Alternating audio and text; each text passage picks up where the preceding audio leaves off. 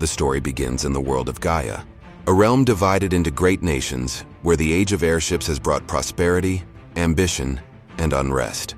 Among its lands, none shine brighter than the Kingdom of Alexandria, a city of white stone towers and grand plazas that glitter beneath the light of a setting sun. The kingdom thrives under the rule of Queen Brana, though whispers tell of a monarch changed. Once admired as a caring ruler, she has grown cold, ambitious, and strangely cruel. Her eyes turn toward conquest rather than compassion. Even within the palace, unease spreads like a shadow. In the heart of this tension stands Princess Garnet, Till Alexandros 17th. Beloved by her people for her kindness, she feels increasingly trapped by her mother's growing obsession with military power.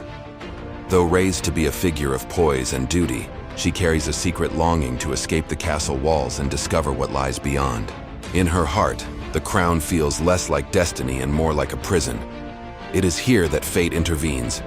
Carried on the wings of an unusual troupe of actors, the Tantalus Theater Company arrives in Alexandria, bringing with them an extravagant performance to celebrate the princess's birthday. To the public, they are entertainers. In truth, they are thieves, their airship disguised as a theater vessel. Their leader, Baku, has devised a daring plan. While the kingdom watches the performance, they will steal the princess from her mother's grasp. Among the troupe is Zidane Tribal, a young thief with a tale that hints at a mysterious heritage. Unlike his companions, Zidane approaches the mission with more curiosity than greed. When he first glimpses the princess, he sees not only a royal target, but a girl carrying sorrow in her eyes. Something about her stirs a feeling he cannot name, a bond that seems to exist before words are spoken. The night of the performance arrives. Alexandria's streets burst with life, crowds gathering in the grand square to watch the spectacle unfold. Torches blaze, music swells, and laughter rolls through the air as nobles and commoners alike lose themselves in the story.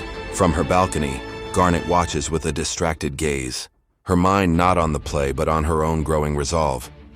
She has already planned to flee the castle, fearing her mother's descent into darkness. The performance below becomes the perfect opportunity. The play itself dazzles the audience, but beneath the staged combat and romantic gestures, a second drama brews. As the Tantalus members move behind the curtains, their true task begins. Masks and costumes serve as cover while they maneuver through the palace corridors.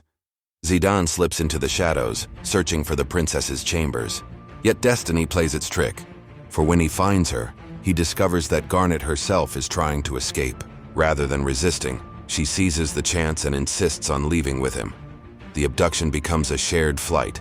Garnet and Zidane, joined by her loyal knight, Steiner, who chases after them in confusion and outrage, stumble into chaos as their escape collides with the Queen's wrath.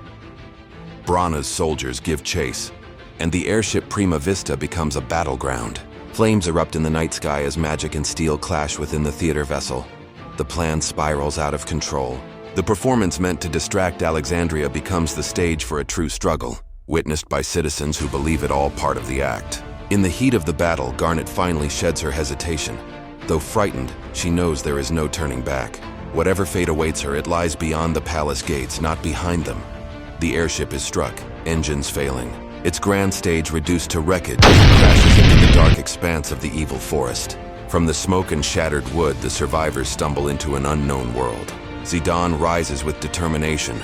Garnet clings to her courage. Steiner fumes at his inability to protect his princess, and the Tantalus crew scatters in disarray. Thus the story begins, not with the flawless success of a thief's plot, but with the shattering of plans and the collision of lives. A rogue seeking freedom, a princess yearning for truth, and a knight torn between loyalty and reality find themselves bound together by circumstance. Around them the forest stirs, alive and hostile, as if the world itself tests the first steps of their journey. What began as an abduction has become an escape, and what was meant as a play has turned into destiny's script.